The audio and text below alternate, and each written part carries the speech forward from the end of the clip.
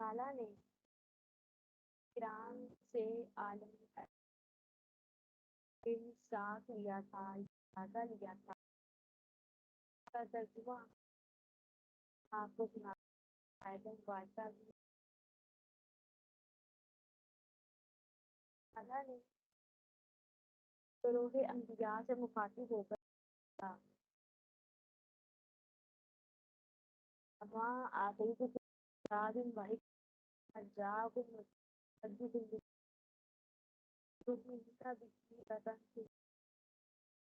کہ جب تم لوگوں کو میں فریضہ نبوت اطاعت کرنے کی کتاب بھی دوں گا، حکمت سے بھی نوازوں گا، لیکن اگر اسی دوران وہ اصول تشریف لے آئے تمہاری کتابوں کو تصدیق کرنے والے ہیں تو تمہاری سب کو تو رسالت کی ذمہ داری ختم ہو جائیں گی، تمہاری کتابیں منسوخ ہو جائیں گی اور تمہیں اس اصول پر ایمان لانا پڑے گا اور اس کے ساتھ امداد اور تعاون کرنا ہوگا۔ یہ فرمان ہی کافی تھا، کیونکہ جن ہستیوں کو مخاطب کر کے فرمان جاری کیا تھا تو یہ ممکن ہی نہیں تھا کہ وہ کسی مرحلے میں اس سے استثابی کریں، لیکن اس کی غیر معمولی اہمیت کے پیش نظر حاضرین کا زبانی اقرار بھی ضروری سمجھا گیا۔ اللہ تعالیٰ نے پوچھا، اقرر تم، کیا تم اقرار کرتے ہو؟ پھر اس فرمان کو اپنا عہد قرار دے کر اس کی اہمیت کو مزید اجاگر کیا گیا اور فرمایا، وَأَخَذْتُمْ عَلَىٰ ذَٰلِكُمْ إِصْرِي، اور اس پر میرا عہد لیتے ہو؟ تو پھر انکار کی مجال یہاں کسے تھی؟ انبیاء کرام تو پہلے ہی اللہ تعالیٰ کے فرما بردار ہیں، تو سب نے کہا اقررنا، ہم اقرار کرتے ہیں۔ اور دیکھیے کہ انبیاء کرام کی پاکیزہ الفاظ سے بھی محض یہاں پر اقرار پر ہی اکتفا نہیں کیا گیا، بلکہ اس پر باقاعدہ گواہیاں بھی گئی، اور گواہ کون بنا؟ انبیاء کی پوری جماعت اور خود رب العالمین نے فرمایا، فَاشْهَدُوا وَأَنَا مَعَكُم مِّنَ الشَّاهِدِينَ، تم سب اس پر گواہ رہنا اور میں بھی تمہارے ساتھ گواہوں میں شامل۔ تو کوئی اندازہ کر سکتا ہے کہ اس فرمان کی، اس وعدے کی کیا اہمیت ہے کہ جس کے گواہوں کے زمرہ میں بادشاہ حقیقی کا اپنا نام بھی درج ہو۔ اللہ تعالیٰ جانتا تھا کہ انبیاء تو میرے کسی حکم سے بھی خلاف نہیں کریں گے، لیکن انبیاء کی امتوں میں ایسے لوگ ضرور ہوں گے جو اس عہد سے پھر جائیں گے۔ اس لیے اللہ تعالیٰ نے یہ بھی ضروری سمجھا کہ جو لوگ اس سے روگردانی اختیار کریں تو ان کے حوالے سے وعید بھی بیان کر دی جائے۔ فرمایا، فمن تولی بعد ذلک فاولئک هم الفاسقون، اگر اس کے بعد کسی نے میثاق سے روگردانی اختیار کی تو اس کا شمار فاسقین میں سے ہوگا۔ تو قرآن مجید میں شاید کسی شے کی اتنی تاکید اور اہتمام کیا گیا ہو اتنا میثاق النبی کا اہتمام،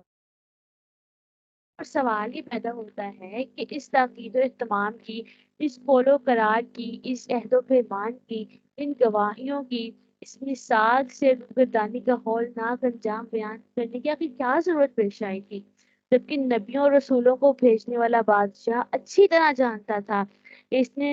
اس رسول نے ان میں سے کسی کا دور میں نہیں آنا، اس نے تو سب سے آخر میں خاتم النبیین بن کر آنا ہے۔ اس کی حکمت یہ تھی، در حقیقت یہ سب اس لیے کیا گیا تھا تاکہ ان عظیم الشان اور جلیل القدر ہستیوں کے دل میں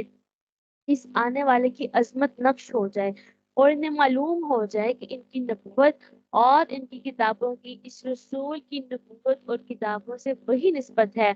جو تاروں کو آفتاب عالم سے ہوتی ہے۔ اور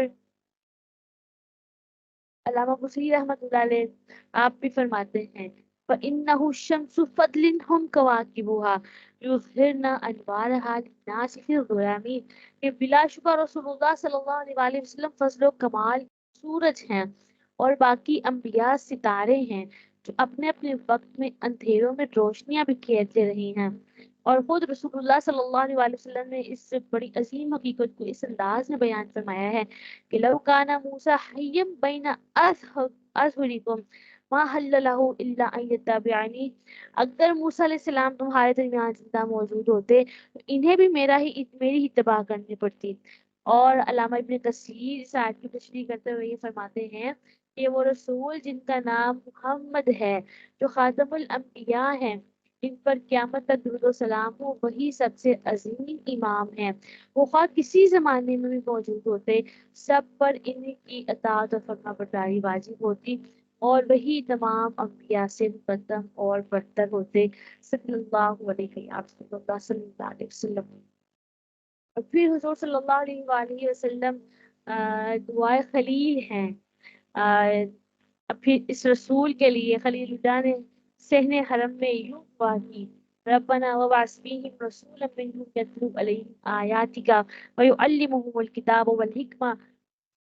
ویزکیہم انک انت العزیز الحکیم۔ تو ابراہیم علیہ السلام یہ دعا کر رہے ہیں کہ اے ہمارے رب، ان لوگوں کے لیے انہی میں سے ایک رسول بھیجنا جو انہیں تیری آیات پڑھ کر سنائے، انہیں کتاب و حکمت کی تعلیم دے، اور انہیں باطنی طور پر پاک و صاف کر دے۔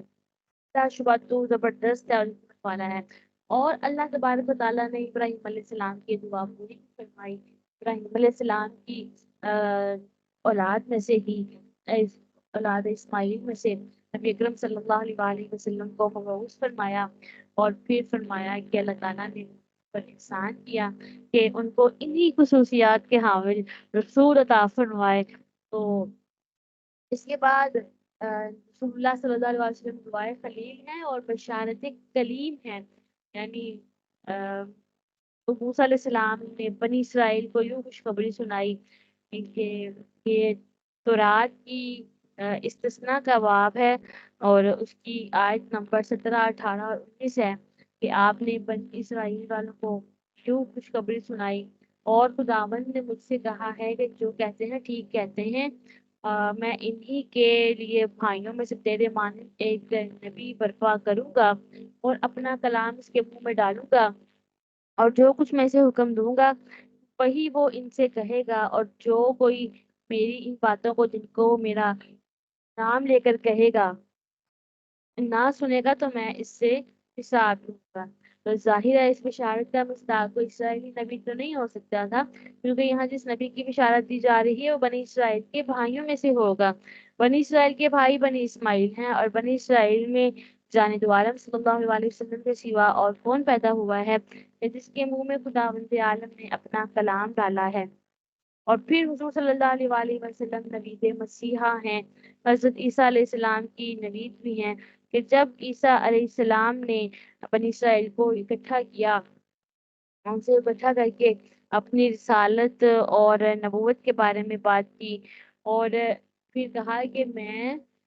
تمہیں اس نبی کی، اس رسول کی بشارت دے رہا ہوں، یاتی من بعدی، جو کہ میرے بعد آئیں گے، اور اس میں احمد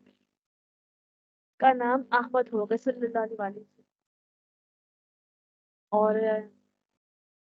نہ صرف آپ نے بشارت دی ہے، بلکہ آپ نے اس رسول کو، اس نبی کو دنیا کا سردار بھی کہا، اور اس عظمت کا اعتراف آپ نے کیا، اور انجیل میں یہ الفاظ میں کہ اس کے بعد میں تم سے بہت سی باتیں نہیں کروں گا، کیونکہ دنیا کا سردار آتا ہے اور مجھ میں اس کا کچھ نہیں ہے۔ تو ہمیں اس نبی کا امتی ہونے پر کیوں نہ فخر ہو، کہ جس کے بارے میں دعائیں، بشارتیں اور خوشخبریاں انبیاء کرام دے رہی ہیں۔ تو عیسیٰ علیہ السلام نے فرمایا تھا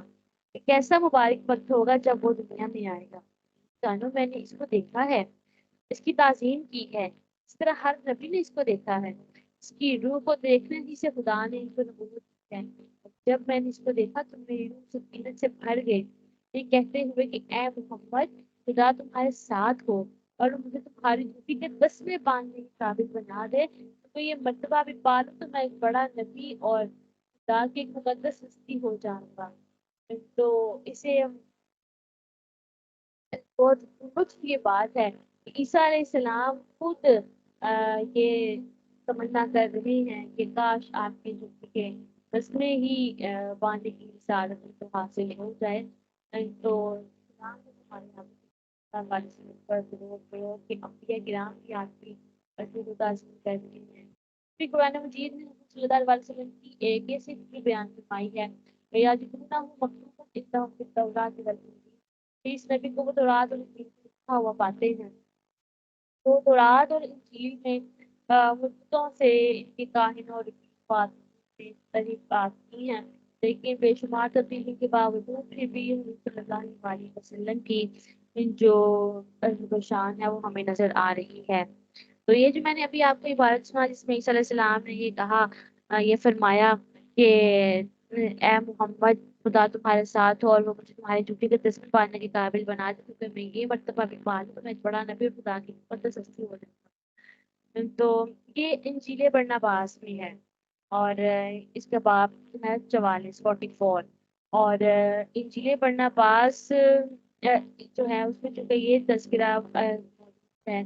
हुजूर सल्लल्लाहु अलैहि वसल्लम के इज़्ज़त व शान का तज़किरा मौजूद है, तो इसी बिना पर ये किताब ईसाई दुनिया में मातूब ठहरी और इसको गायब करने की हर मुमकिन कोशिश की गई। 16वीं सदी ईस्वी में इसका एक नुस्खा बॉब स्किट्स की लाइब्रेरी में मौजूद था, मगर इसे पढ़ने की किसी को इजाज़त नहीं थी। 18वीं सदी के शुरू में एक बंदा था, उसका नाम था जॉन पॉलैंड, जिसे बॉब की लाइब्रेरी से ले लिया और फिरते फिराते मुख्तलिफ हाथों से गुजरते हुए ये नुस्खा वियना की इंपीरियल लाइब्रेरी में पहुंच गया। तो ये नुस्खा फिर इटालियन में था। अगर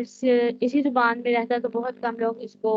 पढ़ सकते, जान सकते, क्योंकि किसी को इटालियन आती ही नहीं थी। लेकिन चूंकि अल्लाह ताला ने हज़रत मुस्तफ़ा सल्लल्लाहु अलैहि वसल्लम को उजागर करना था, इसलिए ऑक्सफोर्ड वालों के दिल में ये बात आई कि उसका तर्जुमा करें।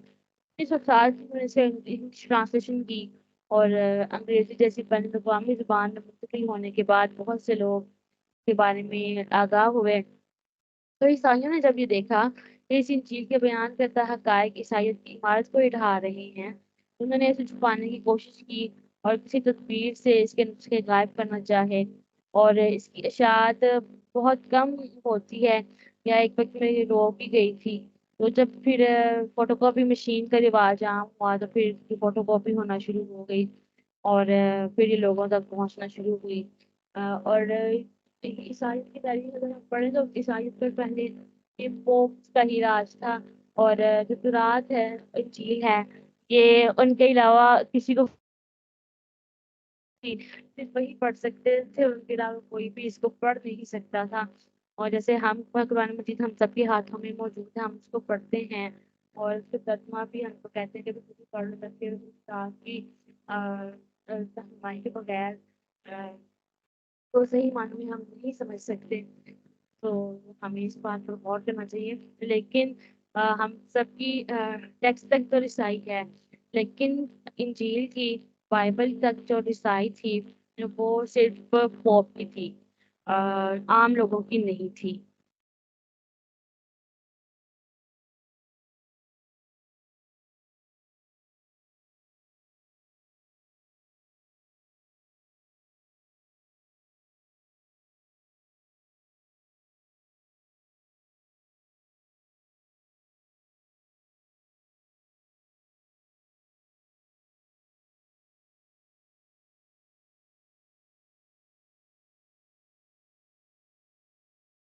अच्छा, फिर मैंने कल आपको हुज़ूर पाक सल्लल्लाहु अलैहि वसल्लम के अबाउट दाद में एक शख्सियत के बारे में बताया था, काब। तो काब के पास कुरैश इकट्ठे हुआ करते थे और वो उन्हें वाज़ नसीहत किया करते थे और नबी करीम सल्लल्लाहु अलैहि वसल्लम की आमद की याद दहानी करते हुए इन्हें बताया करते थे कि वो मेरी औलाद में से होगा, और हुक्म दिया करते थे कि जब वो नबी आए तो तुम इसकी पैरवी करना। वो अक्सर कुरैश से कहा करते थे कि अनकरीब तुम्हारे इस हरम में बड़ी खैर ज़ाहिर होगी और यहाँ से एक नबी मबूस होगा। तो ईसा अलैहिस्सलाम और रसूलुल्लाह सल्लल्लाहु अलैहि वसल्लम के दरमियानी अरसे में कोई रसूल ने तशरीफ लाए, लेकिन अम्बिया किराम ने इतनी सी बात अलामात बयान की थी कि अहले किताब तो इससे मुंतज़िर थे ही। तो काब के बयान से पता है कि अरब के बाकमाल लोग भी आपके मुंतज़िर थे। और हुज़ूर सल्लल्लाहु अलैहि वसल्लम की विलादत से तकरीबन 560 साल पहले ही काब ने नबी करीम सल्लल्लाहु अलैहि वसल्लम की शान में कसीदे कहना शुरू कर दिए थे। और एक कसीदे का एक शेर मैं आपको सुनाती हूँ। उन्होंने कहा, अला गफरत नियात नबी मुहम्मद, فَيُخْبِرُ أَخْبَارًا صَدُوقٌ خَبِيرُهَا کہ جب لوگ یاد الہی سے غافل ہو جائیں گے تو وہ نبی آئے گا جس کا نام محمد ہوگا، اور وہ لوگوں کو بہت سی خبریں سنائے گا، سچا ہوگا اور باخبر ہوگا۔ اور پھر کبھی وہ اپنی حسرت اور آرزو کا اظہار کرتے ہیں کہ یا لیتنی شاہد فہواء دعوتی ان العشیرتی تبغی الحق خذلان کہ کاش میں اس وقت تک زندہ ہوں جب وہ لوگوں کو حق کی دعوت دیں گے اور ان کے قبیلہ والے اس حق کو رسوا کرنے کے ترقی ہوں گے۔ یعنی یہ بات تک معلوم تھی کہ لوگ آپ کی مخالفت تک بھی کریں گے۔ اچھا، پھر عبد المطلب کو بھی خواب آیا تھا اس بارے میں۔ انہوں نے کہا کہ میں نے ایک رات ایسا خواب دیکھا جس سے میں خوفزدہ ہو گیا، اور اس کی تعبیر کرنے کے لیے صبح صبح ایک کاہنہ کے پاس گیا اور اسے میں نے بتایا کہ میں نے آج رات خواب میں ایک نورانی درخت کو اگتے ہوئے دیکھا ہے، اور دیکھتے دیکھتے اس کی چوٹی آسمان تک چلے گی اور ڈالیاں اور شاخیں مشرق و مغرب تک پھیل گئیں۔ وہ درخت اتنا نورانی تھا کہ میں نے اس سے پہلے اتنی منور شے کوئی نہیں دیکھی، اور اس کی روشنی سورج کی روشنی سے بھی 70 گنا زائد تھی، اور اس کے سامنے ارب و عجم سب سجدے میں پڑے تھے۔ اس درخت کی بڑائی، نورانیت اور اونچائی لمحہ بلمحہ بڑھتی ہی جا رہی، کہتے کبھی وہ میری نظروں سے اوجھل ہوتا، کبھی دکھائی دیتا۔ فرماتے میں نے قریش کے کچھ لوگوں کو اس کی ٹہنیوں سے لٹکے ہوئے دیکھا، اور کچھ کو دیکھا کہ اسے کاٹنے کے لیے آگے بڑھ رہی ہیں، لیکن جب وہ اس کے قریب پہنچتے ہیں تو ایک خوبصورت جوان آگے اچانک بڑھتا ہے، انہیں مار مار کے ان کے کپڑے توڑ دیتا ہے، آنکھیں پھوڑ دیتا ہے۔ کہتے وہ جوان ایسا حسین تھا کہ اس طرح کا حسین میں نے پہلے کبھی نہیں دیکھا، اور اس کے جسم سے ایسی خوشبو پھوٹتی تھی کہ اتنی عمدہ خوشبو میں نے کبھی نہیں سنی۔ تو کہتے میں بھی اس درخت کے ساتھ لٹکنے کے لیے پڑا، لیکن مجھے روک دیا گیا تو میں نے پوچھا کلمہ نصیب سعادت کن لوگوں کو ملے گی؟ فرمایا کہ یہ وہی ملے گی جو اس کے ساتھ پہلے سے لٹکے ہوئے ہیں۔ کہتے جب کاہنہ نے یہ خواب سنا تو چہرے کا رنگ بدل گیا، اور وہ کہنے لگی کہ اگر آپ کا یہ خواب سچا ہے تو آپ کے سلک سے ایک ایسا عظیم انسان پیدا ہوگا جو مشرق و مغرب کا مالک ہوگا، اور دنیا اس کے سامنے جھک جائے۔ اور جب حضرت آمنہ رضی اللہ تعالیٰ عنہا حمل سے تھی، اور آپ کو غیبی ہستی نے حمل کے وقت یہ خوشخبری سنائی تھی کہ آپ سید الانام کے ساتھ حاملہ ہوئی ہیں، تو وہی ہستی ایک بار پھر نمودار ہوئی اور کہا کہ جب اس بچے کی ولادت ہو تو آپ کیوں کہیے کہ اعیدہ بالواحد من شر کل حاسد، میں اسے ہر حاسد کے شر سے خدا وحدہ لا شریک کی پناہ میں دیتی ہوں۔ اور پھر ثم سمیہ محمد، پھر اس بچے کا نام آپ نے محمد رکھنا ہے۔ محمد کا معنی ہے بار بار تعریف کیا گیا، بہت زیادہ تعریف کیا گیا، اور یہ نام بڑا دلکش اور آسان ہونے کے ساتھ ساتھ نیا اور انوکھا بھی تھا۔ بالکل خاندان بنی ہاشم میں تو اس نام کا سرے سے کوئی آدمی ہی نہیں گزرا تھا۔ یہ غیبی ہستی نے یہ بھی بتا دیا کہ اس انوکھے نام کی وجہ کیا ہے، اور یہ بھی فرما دیا کہ اس آنے والی ہستی کا نام سابقہ الہامی کتابوں میں احمد ہے، اور فرمایا کہ اس ہستی کا نام تورات اور انجیل میں احمد ہے، اور اس نام کے انتخاب کی وجہ یہ ہے کہ اس کی تعریف میں اہل زمین اور آسمان والے رب الرسان ہوں گے۔ تو بالآخر تمام مسائلات اور نبیوں کے بعد انتظار کا جو زمانہ ہے وہ ختم ہوا، فراق کا عرصہ ختم ہوا، اور حضور صلی اللہ علیہ وآلہ وسلم کی آمد ہوئی، اور تمام دنیا سے جو اندھیرا ہے وہ چھٹ گیا، سراج منیر روشن ہوا، اور اس کی سیاہ پاشی سے پورا عالم روشن ہو گیا۔ اور یہ ربیع الاول کی 12ویں تاریخ تھی، اور پیر کی رات تھی، تو یوں سمجھتے ہیں کہ رات جا رہی تھی اور دن آ رہا تھا۔ اللہ تعالیٰ نے یہ وقت ایسے مقرر فرمایا کہ نہ ہی دن محروم رہے نہ ہی رات محروم رہے، دونوں کو یہ فضیلت عطا فرما دی کہ ایسے وقت میں نبی اکرم صلی اللہ علیہ وسلم کی اس دنیا میں آمد ہوئی کہ رات جا رہی تھی اور دن آ رہا تھا۔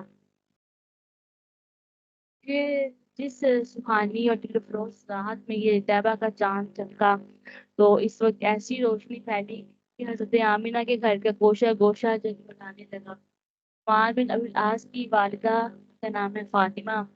رضی اللہ تعالیٰ عنہ بیان کرتی ہیں کہ میں شب ولادت سے آمنہ کے پاس تھی، کہتی ہیں کہ میں نے گھر میں جس طرف بھی نظر دوڑائی تو نور ہی نور آیا، اور صرف گھر پر ہی کیا موقوف، اس گھر کی گھڑی میں تو ساری زمین ہی بقائے نور بنی ہوئی تھی، مشرق و مغرب چمک رہے تھے۔ شفا بنت اوف شب ولادت حضرت آمنہ کے پاس تھی، کہتی ہیں کہ وَأَضَاءَ عَلِي مَا بَيْنَ الْمَشْرِقِ وَالْمَغْرِبِ، میرے لیے مشرق و مغرب روشن ہو گئے۔ وہ سیدہ آمنہ فرماتی ہیں فاصلہ منی خرج معه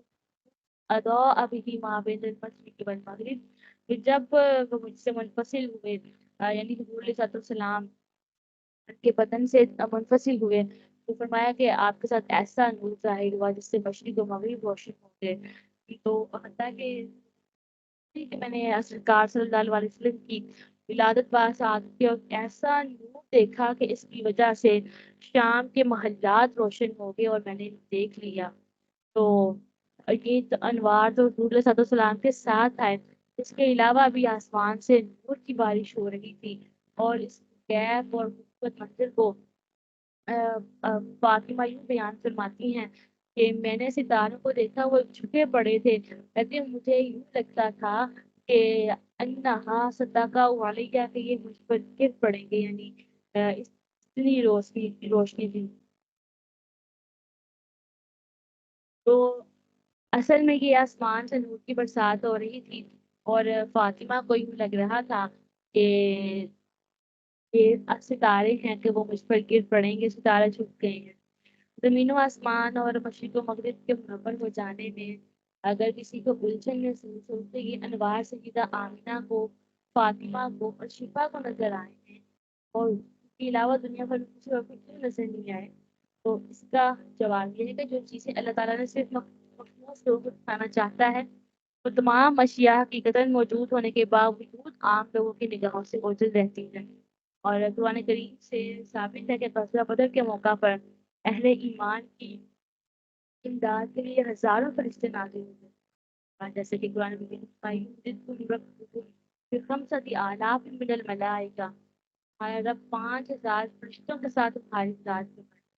اور حدیث سے ثابت ہے کہ یہ فرشتے حقیقتاً اور عملاً جہاد میں شریک تھے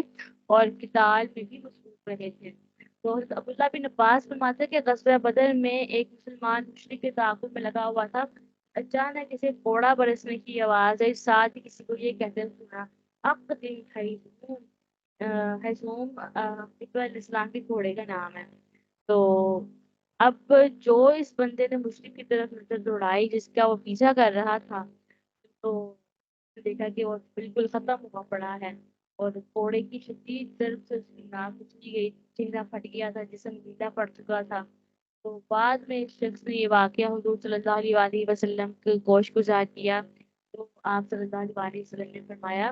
کہ صدقتا، تم سچ کہہ رہے ہو، ذالک من مدد السماء الثالثہ، یہ امداد تیسرے آسمان سے نازل ہوئی۔ غرضے کے ہزاروں فرشتے شریک جنگ کے مشرکین پہ گھوڑے برس رہے تھے، مگر وہ نظر صرف اور صرف نبی کریم صلی اللہ علیہ وسلم کو اور آپ کے چند صحابہ کرام کو آئے تھے، ان کے علاوہ نہ مشرکین نے ان کو دیکھا اور نہ ہی دیگر صحابہ نے۔ اسی طرح شب ولادت واقعتاً آسمان سے بھی نور برس رہا تھا، زمین پر بھی برس رہا تھا، لیکن حجابات صرف حضرت آمنہ، فاطمہ اور شفا کی نگاہوں سے ہی ہٹائے گئے تھے، انہوں نے انوار دیکھے اور کوئی نہیں دیکھ سکا۔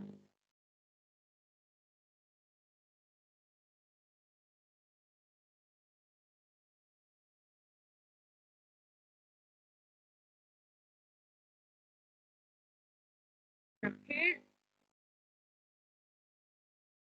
جب حضور صلی اللہ علیہ وسلم کی ولادت دنیا میں ہوئی تو آپ نے دونوں ہاتھ زمین پر ٹیکے ہوئے تھے، پھر زمین پر ہاتھ مار کر مٹی میں مٹی بھری اور سارا آسمان کی طرف دکھایا، اور بعض روایات میں گھٹنے ٹیکنے کا بھی ذکر ہے۔ اس انداز سے آپ کی ولادت کی خبر جب پھیلی تو قبیلہ بن لہب سے تعلق رکھنے والے ایک ماہر فال نے کہا کہ اگر یہ فال سچی ہے تو نومولود یعنی یہ نیا پیدا ہونے والا بچہ روئے زمین پر غالب ہوگا۔ اور جب نبی اکرم صلی اللہ علیہ وسلم کی ولادت ہوئی تو آپ صلی اللہ علیہ وسلم ناف بریدہ اور سسنا شدہ پیدا ہوئے تھے، کہ پیدائش کے بعد پہلا مرحلہ بچے کی ناک کاٹنے کا ہوتا ہے، اور عرب میں ختنہ کا بھی رواج تھا۔ تو ابراہیم علیہ السلام کی اور اولاد اسماعیل کا بھی اس کا رواج تھا۔ لیکن حضور صلی اللہ علیہ وسلم جب آپ کی ولادت ہوئی تو آپ پیدائشی طور پر ہی ناک کا ختنہ شدہ تھے۔ حضرت ابن عباس فرماتے ہیں کہ ولد رسول اللہ صلی اللہ علیہ وسلم مسرورا مختونا، کہ رسول اللہ صلی اللہ علیہ وآلہ وسلم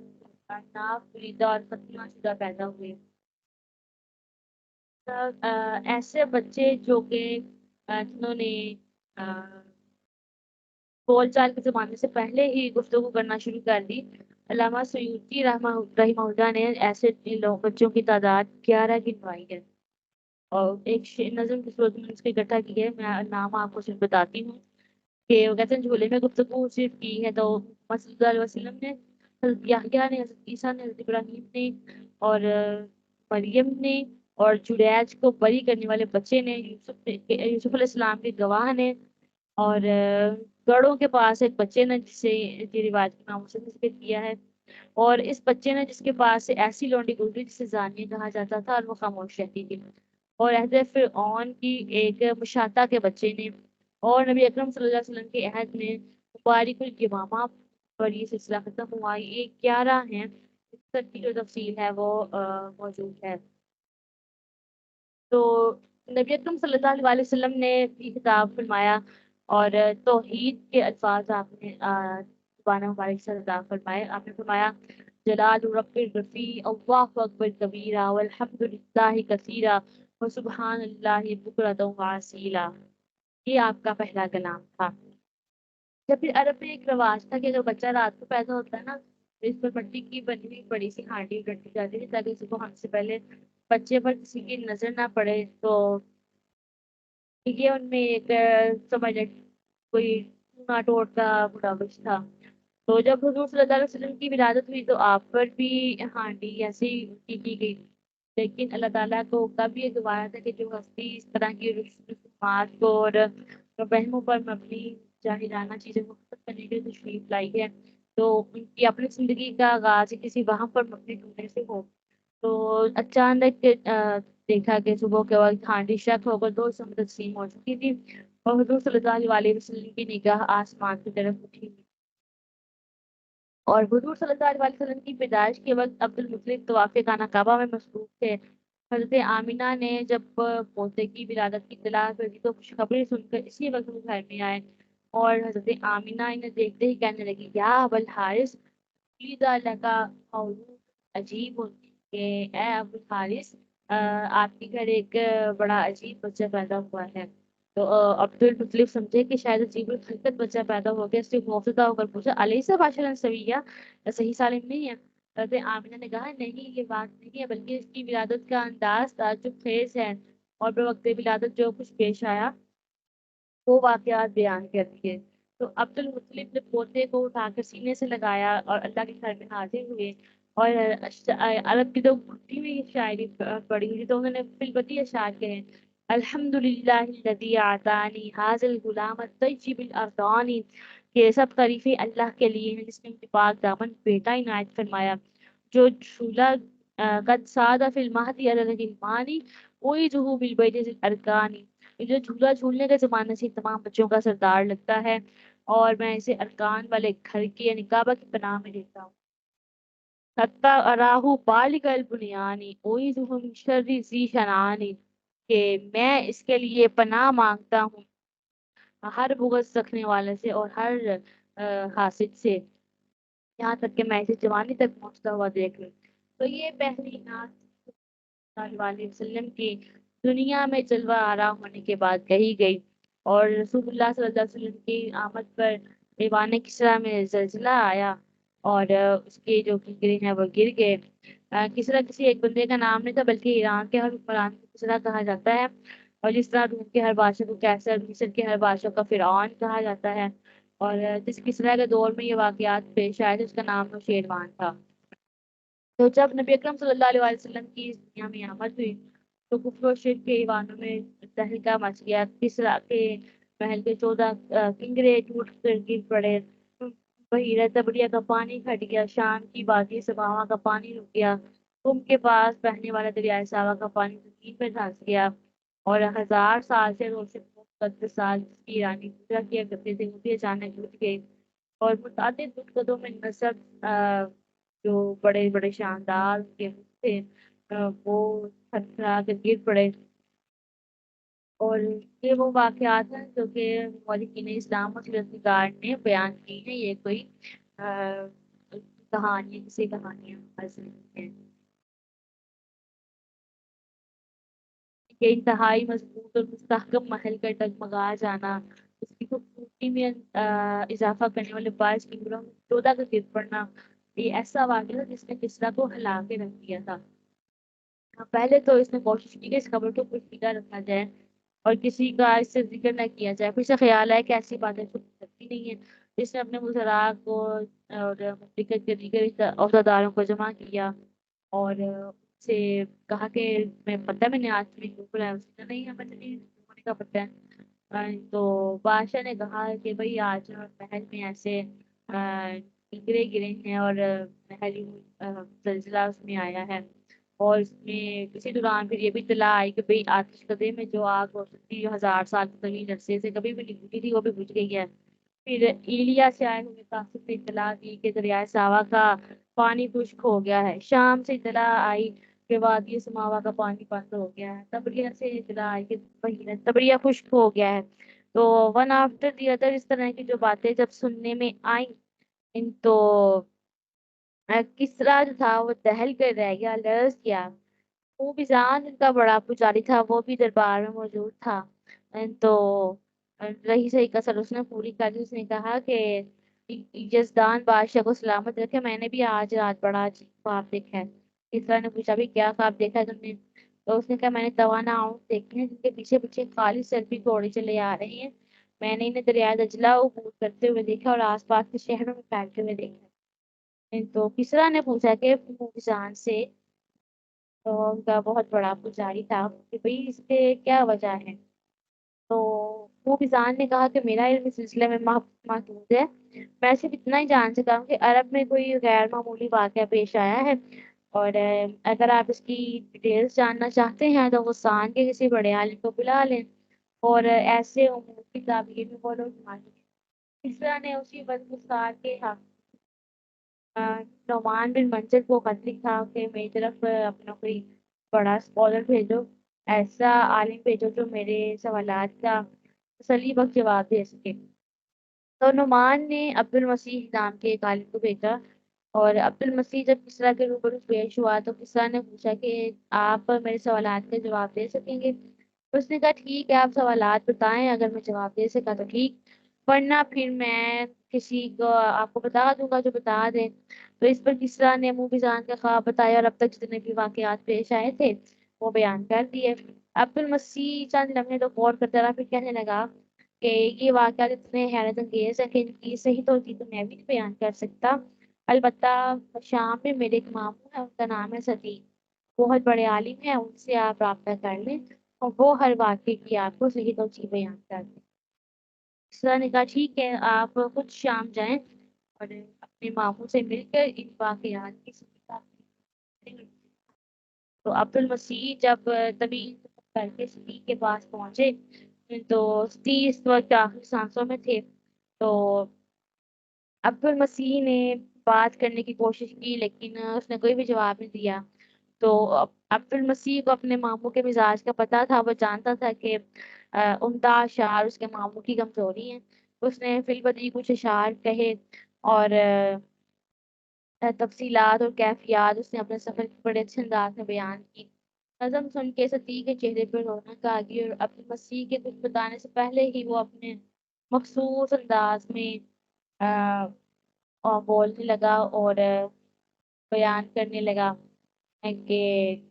عبد المسیح ایک تیز رفتار اونٹ پر سوار ہو کے صدیق کے پاس ایسے وقت میں پہنچا جب صدیق گوہر کنارے لگ چکا ہے، کیس بھی گہرا ہے،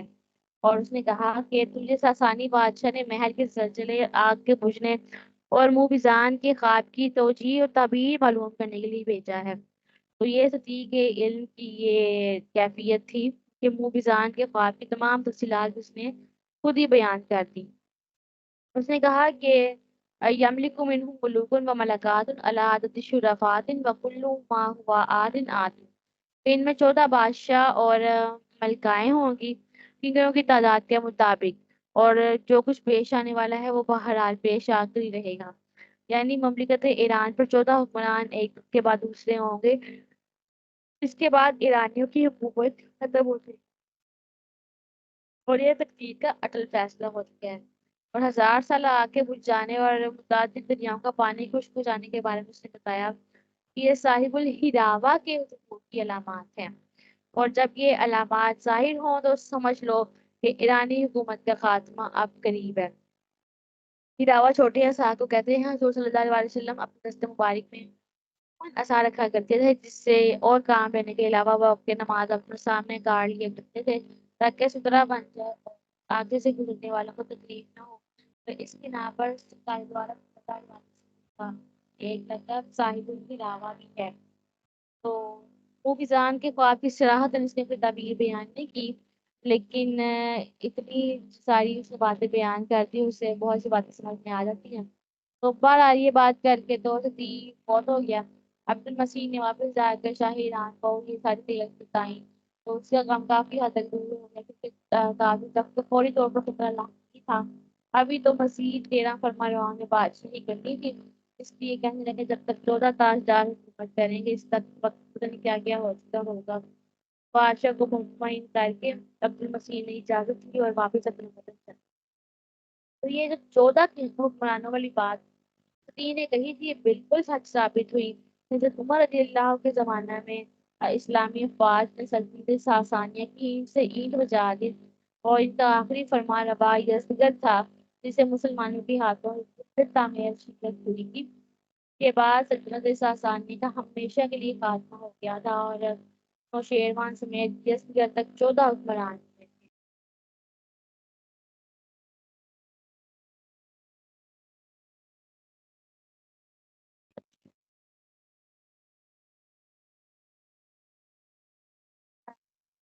सीरत निगारों ने ये बात लिखी है कि इसमें कहते हैं कि कुरैश के कुछ लोग थे जिनमें बरका थे, बरका बिन नौफल, ज़ैद बिन अमर बिन नफील और अब्दुल्लाह बिन जहश। तो कहते हैं हर रात एक के पास जाया करते थे, और जिसमें जिस शब हुजूर सल्लल्लाहु अलैहि वसल्लम की हुई इस रात भी ये लोग उस बुत के पास गए, तो उन्होंने देखा कि उनका देवता मुंह के बल गिर गया है। उसकी हालत देखकर सब निहायत अफसुर्दा हुए और उसे उठाकर अपनी जगह पर खड़ा किया, लेकिन फिर भी वो जमीन पर ही गिरता जा रहा था। जब तीसरी दफा यही सूरत हाल पेश आई तो एक शख्स चिल्लाकर उसने देवता से कहा, तुम्हें आज क्या हो गया, बार बार गिर रहे हो। तो उसके अंदर से गैबी आवाज आई कि ये इस नौमौलूद की विलादत की वजह से गिर रहा है, जिसके नूर से शर्फ होकर और जमीन के तमाम रास्ते जगमगा उठे हैं।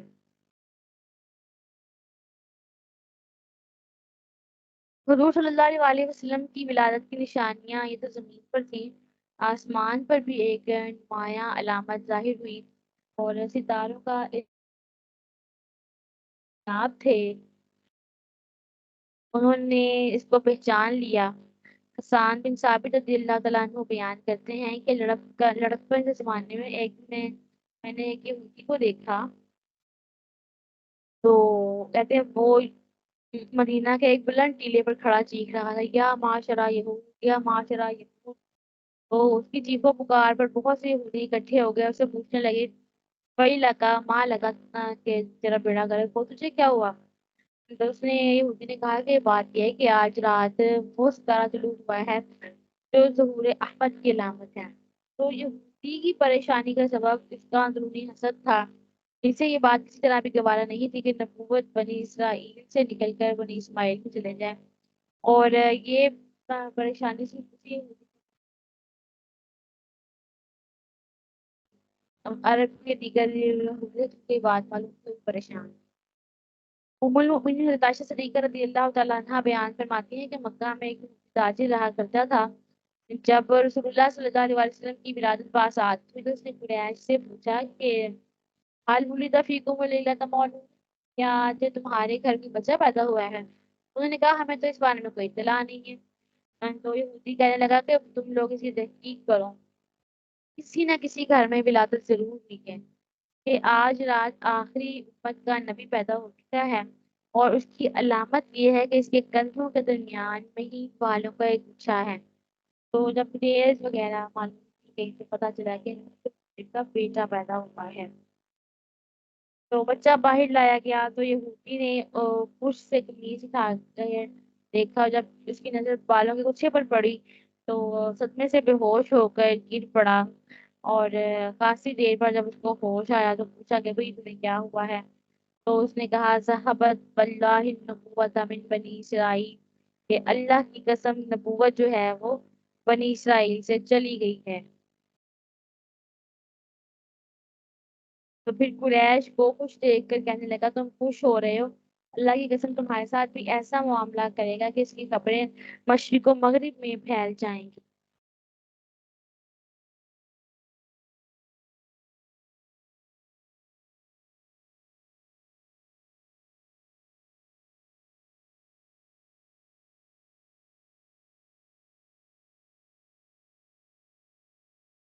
اگرچہ یہاں پر یہودیوں کے بارے میں جیسے ہم نے بات کی کہ ان کا رویہ بڑا حاسدانہ اور متعصبانہ تھا، مگر عیسائی علماء کا رویہ بہت منصفانہ تھا۔ مکہ مکرمہ کے قریب ایک جگہ تھی مرو زہران، وہاں ایک شامی راہب رہا کرتا تھا جس کا نام عیس تھا۔ وہ سابقہ الہامی کتابوں کا ماہر تھا، بڑا انسان تھا، ایک انسان تھا۔ تو اس سال بھر میں وہ ایک دفعہ آیا کرتا تھا مکہ مکرمہ لوگوں سے ملاقات کرنے کے لیے نا۔ تو اہل مکہ سے کہا کرتا تھا کہ مکہ والوں ان قریب تمہارے یہاں ایک بچہ پیدا ہوگا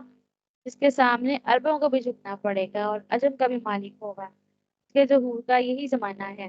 تو اس کے اس اعلان کی وجہ سے جب بھی مکہ مکرمہ میں کوئی بچہ کسی کے یہاں پیدا ہوتا نا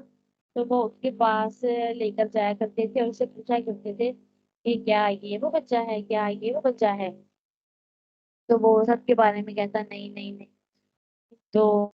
عبد المطلب جب نبی اکرم صلی اللہ علیہ وسلم کو لے کر گئے تو اس نے کہا کہ اس کا باپ آپ پیدا ہوا ہے، اور جس کے بارے میں آپ کو بتایا کرتا تھا کہ وہ سوموار کے دن پیدا ہوگا، سوموار کے دن ہی اس کو نبوت ملے گی، اور سوموار ہی کے دن اس کا وصال ہوگا۔ تو پھر جب اس کی اور عبد المطلب کی تفصیلی گفتگو ہوئی تو عبد المطلب نے اسے بتایا کہ آج صبح کے قریب میرے گھر لڑکا پیدا ہوا ہے۔ تو ایس نے پوچھا کہ اس کا نام کیا ہے؟ اس کا نام محمد میں نے رکھا ہے۔ تو اس نے کہا کہ میری تمنا تھی، میری آرزو یہی تھی، اور اس نے کہا کہ میں یہ چاہتا تھا کہ آپ کے گھر میں ہی وہ پیدا ہو، اور اس کی تین علامات اس کے ظہور کی میرے علم میں تھی۔ پہلی علامت تو ستارے کا طلوع ہونا تھا، دوسری علامت اس کا بروز سوموار پیدا ہونا تھا، اور تیسری علامت اس کا نام محمد ہوگا یہ تھی۔ تو ستارہ تو آج رات طلوع ہو گیا ہے اور باقی دو علامات بھی اس بچے میں ہیں، یہی وہ بچہ ہے جس کے بارے میں میں نے کہا تھا۔ ساتویں دن عبد المطلب نے دھوم دھام سے اپنے پوتے کا عقیقہ کیا، بہت سارے منصوبہ کیے اور بہت بڑی دعوت کا اہتمام کیا۔ قریش کے تمام اہم افراد اس دعوت میں شریک ہوئے۔ کھانے سے فراغت کے بعد انہوں نے عبد المطلب سے پوچھا کہ آپ نے اس بچے کا نام کیا رکھا ہے؟ تو عبد المطلب نے بتایا کہ میں نے اس کا نام محمد رکھا ہے۔ انہوں نے کہا کہ آپ کے خاندان میں تو یہ نام اس سے پہلے کسی نے بھی نہیں رکھا ہے، کسی کا نام نہیں ہوا۔ تو قریش نے حیرت سے کہا کہ آپ نے ہماری نام کیوں رکھا ہے؟ تو آپ نے اپنے مطلب کہنے لگے کہ میری خواہش یہ ہے کہ آسمانوں کا خالق اس بچے کی تعریف کرے اور زمین پر مخلوق اس کی مدح و ستائش کرے۔ اس کا نام اب میں نے یہ منتخب اسی لیے ہی کیا ہے۔ تو یہ اصل وجہ جو تھی وہ تو یہ تھی کہ غیبی ہستی نے حضرت آمنہ کو بتا دیا تھا، اور انہوں نے حضرت عبدالمطلب کو بتا دیا تھا، تو عبدالمطلب نے وہی وجہ کے سامنے رکھ دی۔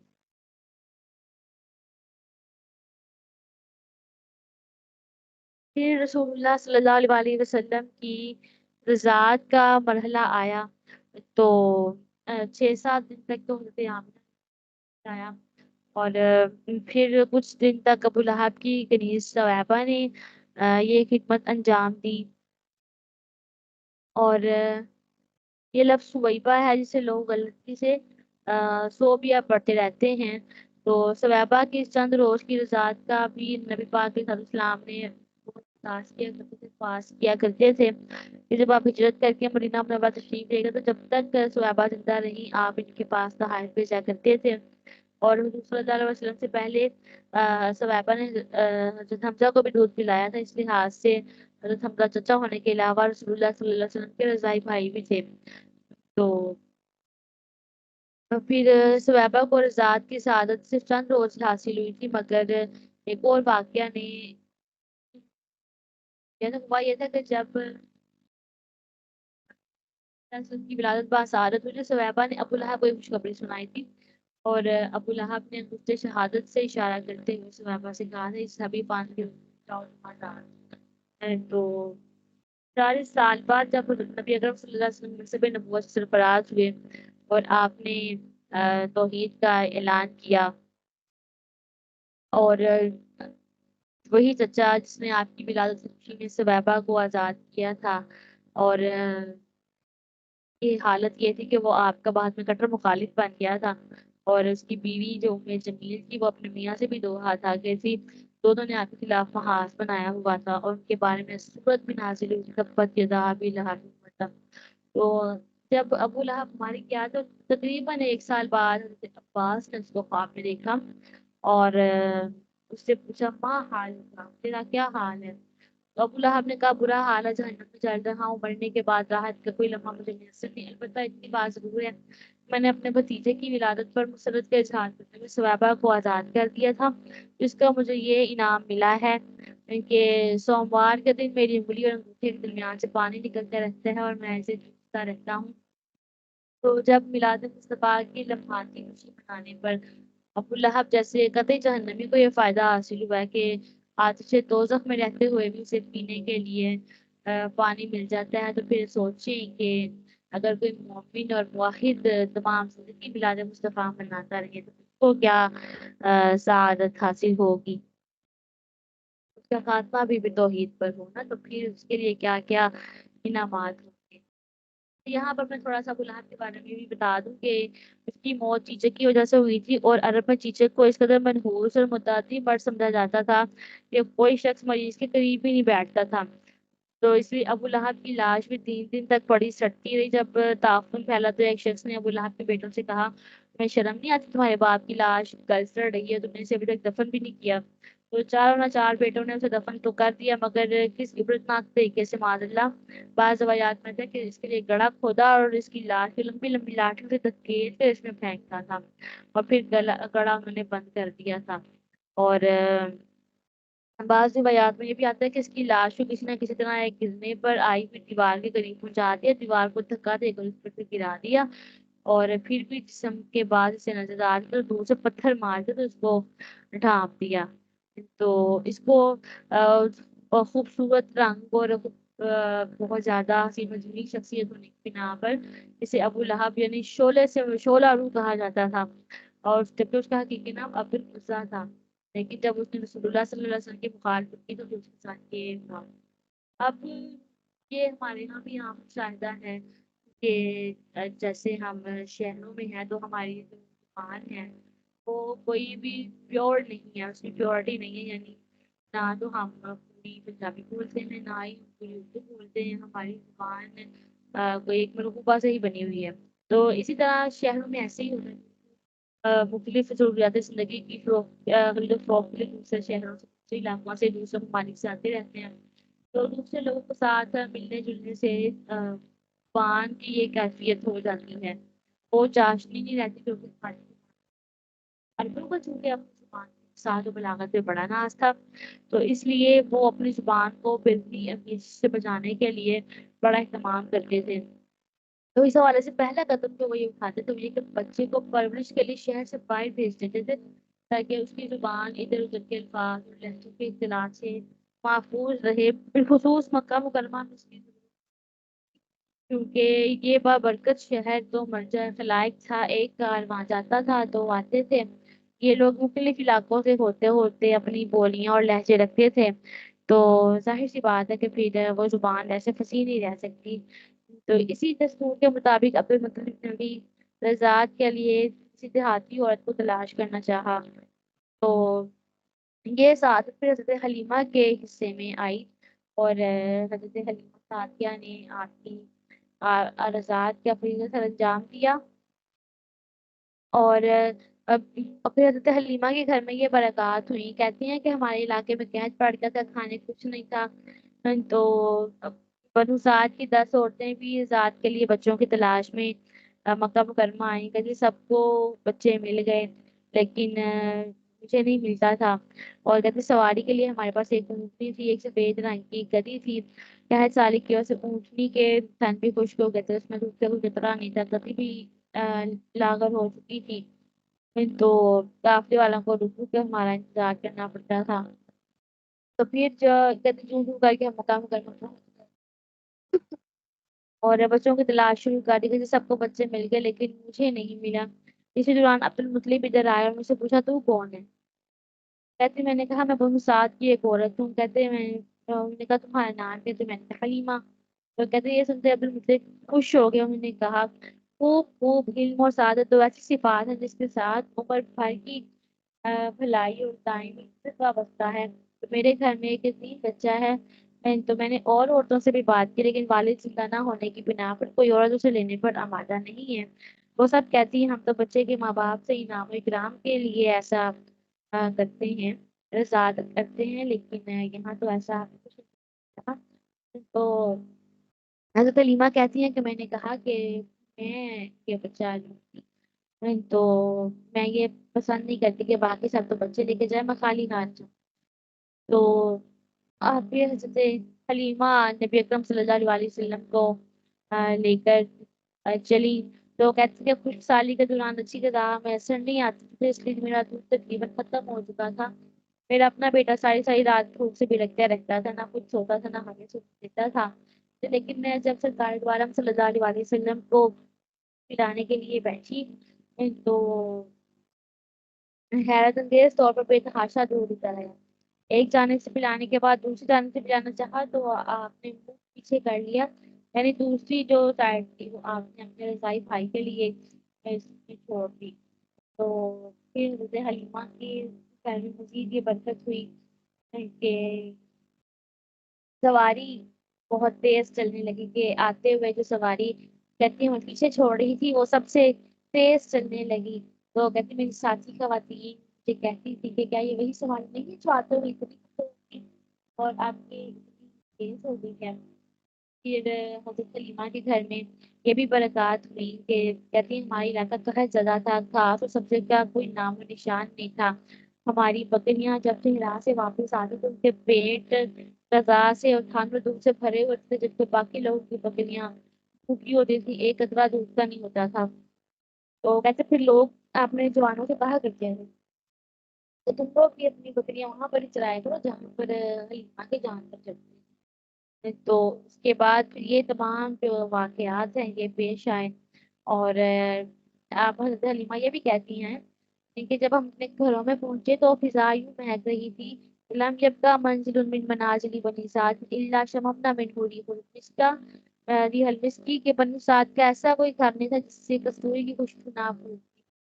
اور نبی اکرم صلی اللہ علیہ وسلم کی برکات سے حضرت حلیمہ ہی فیضیاب نہیں ہوئی بلکہ دیگر افراد کو بھی بڑا حصہ ملا۔ قبیلے کا کوئی بڑا بیمار ہو جاتا تو وہ آپ کا دست مبارک متاثرہ حصے پر رکھتا تو اسی وقت وہ شفا یاب ہو کر بالکل ٹھیک ٹھاک ہو جایا کرتا تھا۔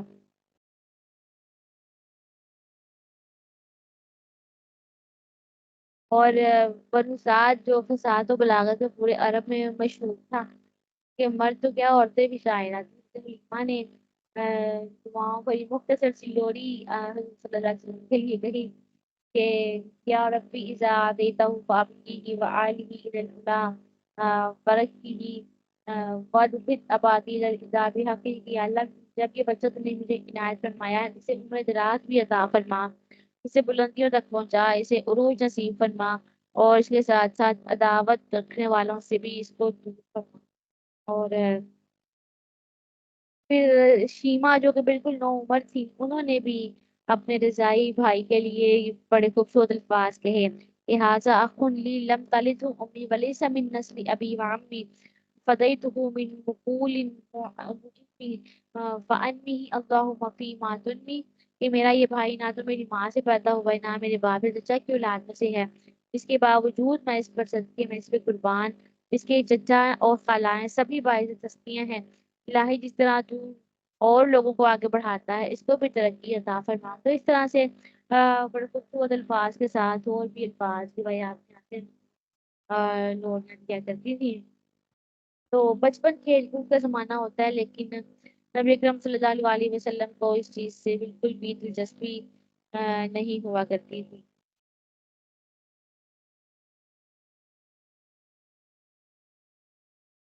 پھر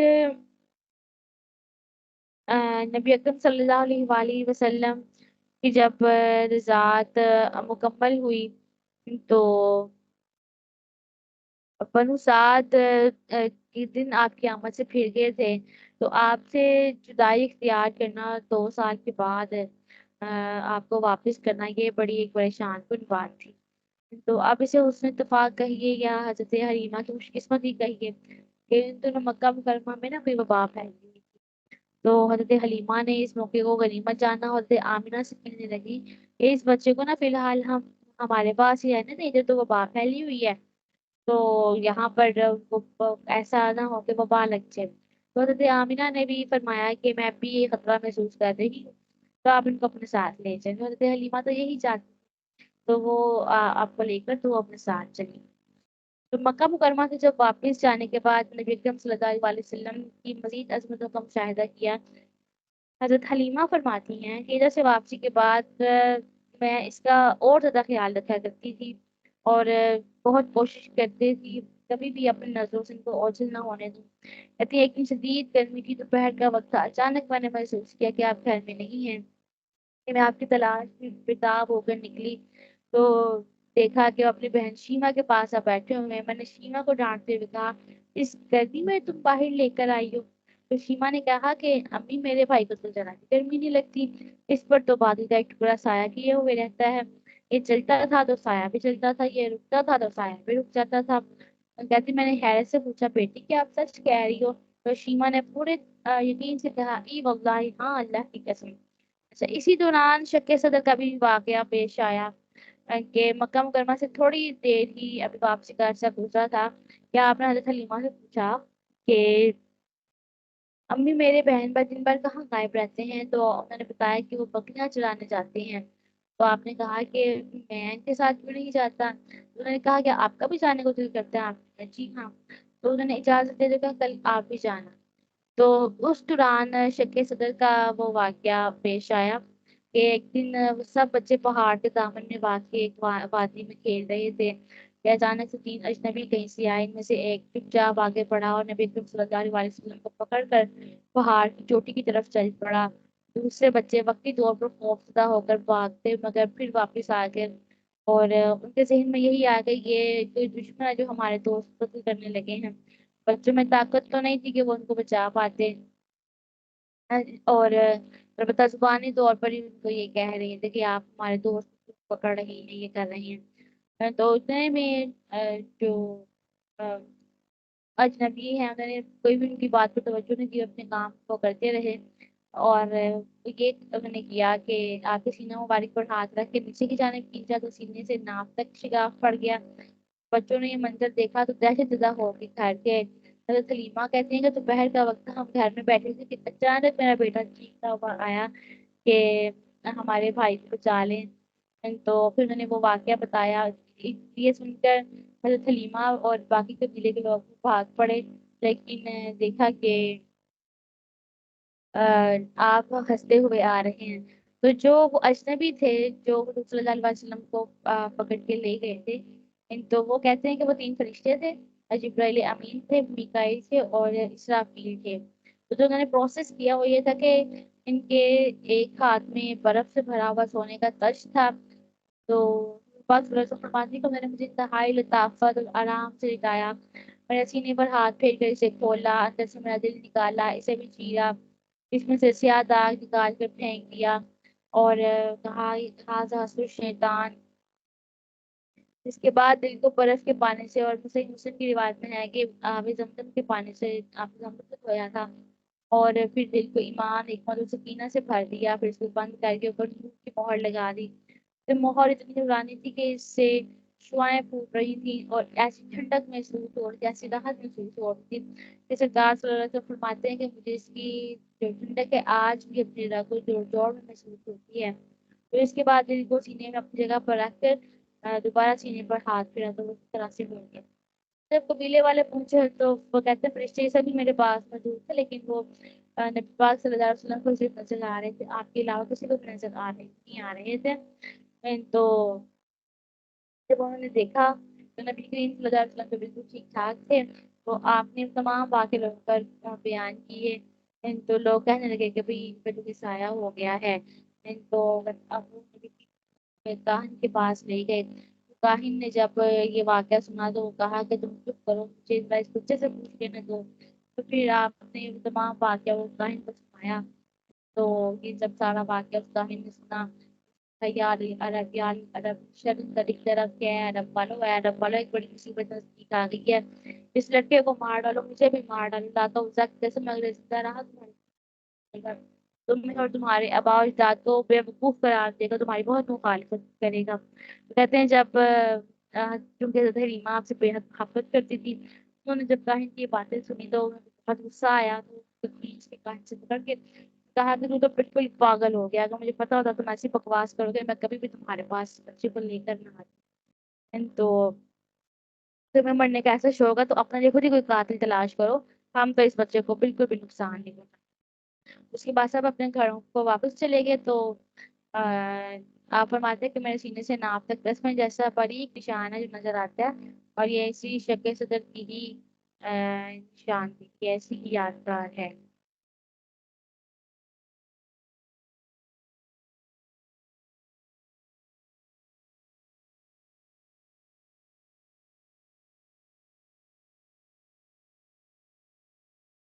پھر اس واقعے کے بعد حضرت حلیمہ کے شوہر کو اندیشہ ہوا کہ بچے کو سچ مچ کوئی پریشانی نہ پہنچے۔ انہوں نے حضرت حلیمہ سے کہا کہ آپ ان کو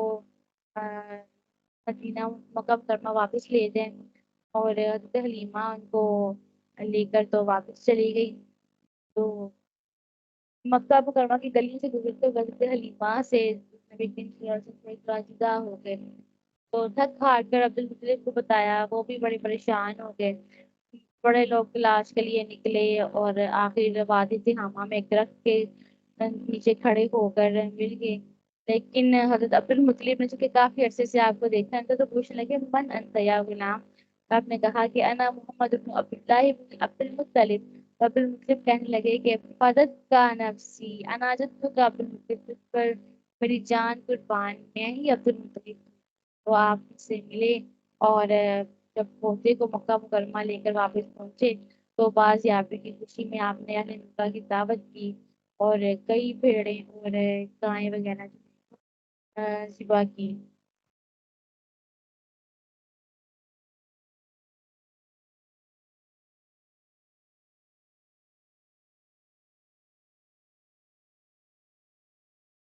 تو بہت سے لوگوں کو شک صدر کے واقعے کو تسلیم کرتے کرتے ہیں کہ ایسے پاسبل ہے تو ہو نہیں سکتا ہے،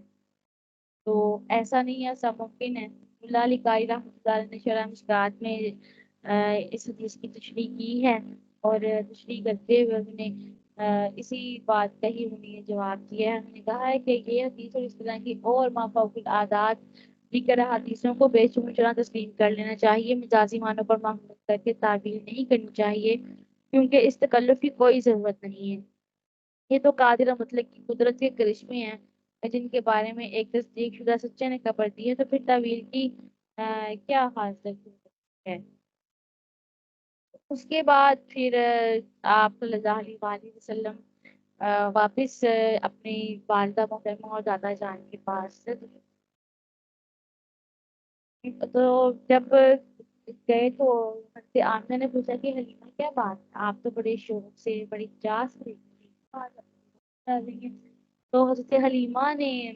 کہا کہ رضاعت کی مدت ختم ہو گئی ہے، میں نے اپنی ذمہ داری ادا کر دی ہے، اب مجھے ڈر آتا ہے کہ کوئی حادثہ نہ پیش ہو۔ حضرت حلیمہ نے اصل وجہ چھپانے کی کوشش کی، لیکن حضرت آمنہ بہت ذہین تھی، پھٹا کہیں کہنے لگی نہیں یہ بات نہیں ہے، اصل قصہ ہو رہا ہے، بہتر یہ کہ آپ نے سچ سچ بتائیں۔ اور حضرت حلیمہ نے دیکھا کہ یوں تو جان نہیں بچ سکتی، تو شکل قبل کا سارا واقعہ سچ سچ بتا دیا۔ تو حضرت آمنہ نے کہا کہ کیا تیرے خیال میں اس میں شیطان کسی جن کا اثر ہوا ہے؟ کہ جی، کیا اللہ کی قسم شیطان ان پر کسی طرح اثر انداز نہیں ہو سکتا۔ اس کے بعد وقت ولادت ظاہر ہونے والے واقعات حضرت آمنہ نے بیان فرمائے، تو پھر کہا کہ جب ایسے مبارک بچے پر شیطان کا داؤ کیسے چل سکتا ہے، تو بہرحال آپ کو چھوڑ دیں۔ عبدالمطلب نے رضا کی بس اتنا کچھ ان کو دیا کہ حضرت حلیمہ ہر لحاظ سے خوش ہو گئی۔ تو حضرت عبداللہ کی وفات مدینہ طیبہ میں ہوئی تھی، تو ان کی وفات کے بعد حضرت آمنہ کو کبھی بھی پھر قبر پر جانے کا موقع نہیں ملا تھا۔ تو جب نبی اکرم صلی اللہ علیہ وسلم کی عمر مبارک 6 سال ہوئی، تو آپ تبھی کے سفر کے قابل ہو گئے، تو حضرت آمنہ نے آپ کو اور ام ایمن کو ساتھ لیا۔ ام ایمن اللہ کی لونڈی تھی، ان کا اصل نام برکہ تھا۔ تو وہ اپنے شوہر پر کے مزار پر حاضری دینے کے لیے مدینہ طیبہ گئی تھی۔ اکثر مورخین کہتے ہیں کہ حضرت آمنہ اپنے رشتہ داروں سے ملنا چاہتی تھی، تو لیکن یہ بات بھی دس قیاس ہے، کیونکہ حضرت آمنہ کی ذاتی طور پر مدینہ طیبہ میں کوئی رشتہ داری نہیں تھی۔ حضرت عبدالمطلب بن الحارث کا تعلق مدینہ طیبہ سے ضرور تھا، لیکن یہ سسر کی ننہال یہ بہت دور کی رشتہ داری ہے۔ تو کچھ مدت تو ان کا وہاں ٹھہرنے کا ارادہ تھا، لیکن نبی کریم صلی اللہ علیہ وسلم کے بارے میں یہ دوسری نے کیا ناظم کی پچھلی باتوں سے تنگ آ کر صرف 1 مہینے بعد واپسی اختیار کر لی۔ تو ہوا یہ کہ راستے میں بیمار ہوگی، ابوا نامی مقام پر پہنچی تو ان کا آخری وقت آ گیا، تو وہاں پر ہی ان کا وصال ہو گیا۔ اور ابوا میں تدفین ہوئی، ام ایمن نبی کریم صلی اللہ علیہ وسلم کو لے کر مکہ مکرمہ واپس آ گئی۔ تو عبد المطلب کو اس واقعے کا بے حد افسوس ہوا، اور پھر عبد المطلب نے نبی کریم صلی اللہ علیہ وآلہ وسلم کی کفالت اپنے ذمہ لے لی۔ پھر عبد المطلب آپ سے بڑا پیار کیا کرتے تھے، اور دیوار کعبہ کے سائے میں عبد المطلب کے لیے بچھونا بچھایا جاتا تھا، تو کیونکہ آپ قریش کے سردار تھے، تو سردار اور یہ کوئی بڑا شخصیت ہوتی ہے، تو اس کے احترام کے طور پر اس کے مسند پر کوئی بھی نہیں بیٹھتا ہے، تو اس طرح آپ کے مسجد پر کوئی بھی نہیں بیٹھتا تھا، لیکن نبی کریم صلی اللہ علیہ وسلم تبھی اپنے دادا کے پاس جاتے تھے، تو آپ ان کی مسجد پر بیٹھ جایا کرتے تھے۔ لوگ آپ کی نیند کو اتارنے کی کوشش کرتے تھے، لیکن آپ فرماتے تھے تو وہ ابنی میرے بیٹے کو اس حال پر چھوڑ دو کہ مجھے امید ہے کہ میرا یہ بیٹا اتنے بلند مقام پر فائز ہوگا کہ اس سے پہلے عرب میں کوئی اس مرتبے تک نہیں پہنچا۔ پھر آپ کو اپنے پہلو میں بٹھاتے تھے، آپ کی پیٹھ پر ہاتھ پھیرتے تھے اور مسکراتے جاتے تھے۔ پھر ایسا ہوا کہ عبد المطلب آپ کا بے حد خیال رکھا کرتے تھے۔ میں کہتی کہ حضرت آمنہ کی وفات کے بعد میں ہی رسول اللہ صلی اللہ علیہ وسلم کی خدمت کیا کرتی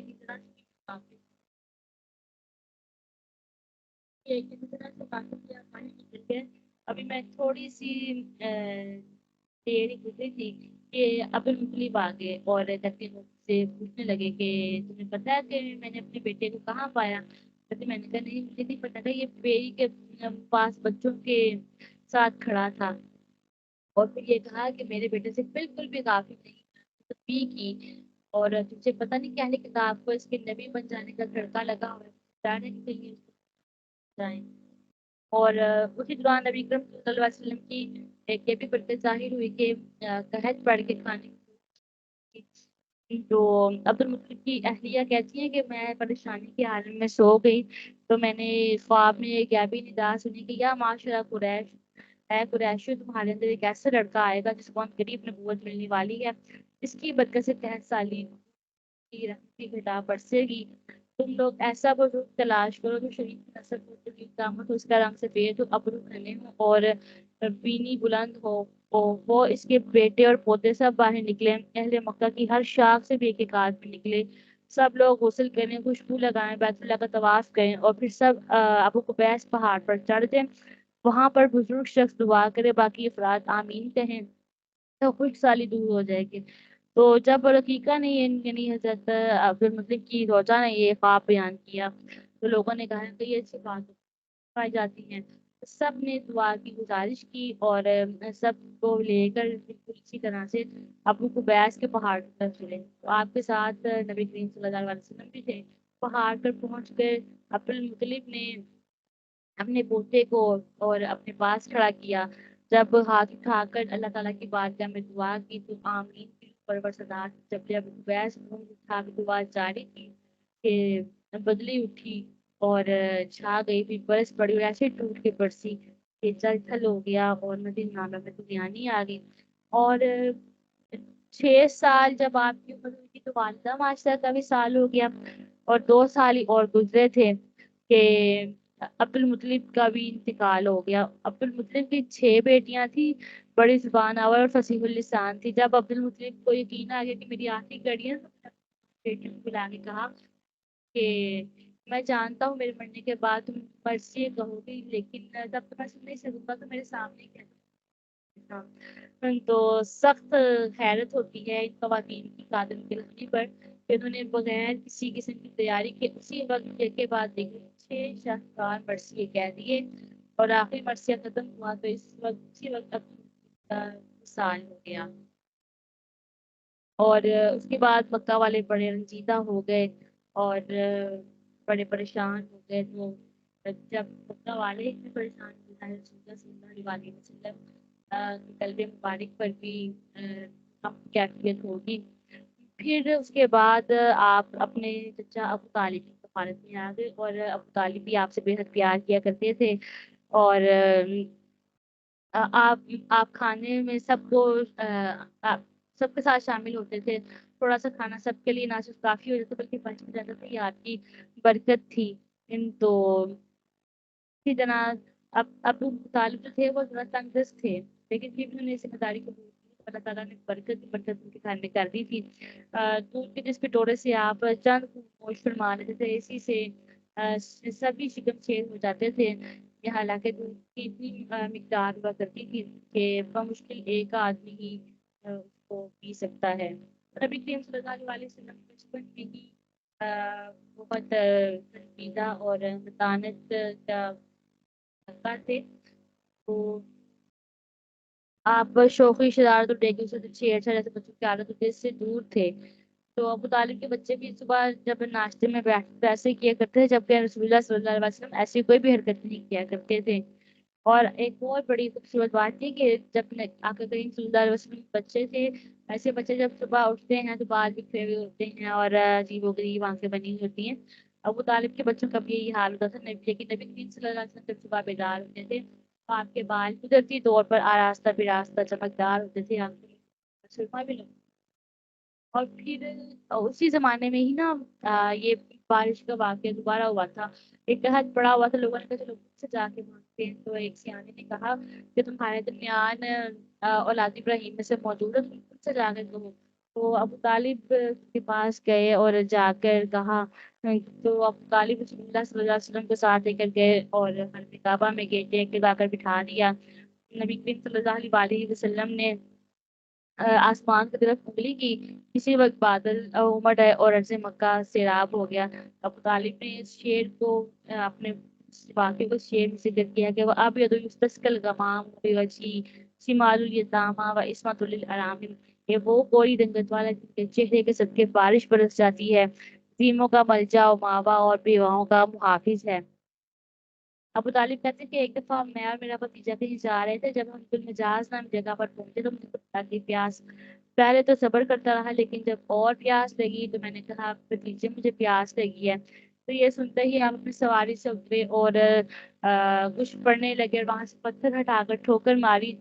تو پتھر اپنی جگہ سے ہٹا، تو کہتے ہیں میری حیرت کی انتہا نہ رہی کہ پتھر ہٹا تو وہاں پر چشمہ تھا، آپ نے کہا کہ پیے چچا جان، کہتے میں نے خوب پیٹ بھر کے پیا، تو میں نے پی لیا تو ان کا عربیتا آپ سیر ہو کے میں نے اس بات میں جواب دیا، تو اس نے پتھر چھڑکا کے پھر آپ نے جگہ کر دیا، کہتے اب وہاں چشمہ تھا نہ پانی۔ اور پھر جب سرکار صلی اللہ علیہ وسلم کی عمر 12 سال ہوئی تو ابو طالب قریش کے قافلے کے ساتھ شام جانے لگے، اور نبی کریم صلی اللہ علیہ وسلم کو ساتھ لے کے جانے کا ارادہ تو نہیں تھا، لیکن نبی کریم صلی اللہ علیہ وسلم نے کہا کہ میں بھی آپ کے ساتھ جانا چاہتا ہوں، ابو طالب نے آپ کو ساتھ لے لیا، اور پھر جب آپ سفر بڑا اچھا گزرا، جب قافلہ شام کے دودھ میں باقی بستی میں پہنچا تو وہاں ایک گھنا پیڑ تھا جس کے سائے میں اکثر غار میں ٹھہرا کرتے تھے،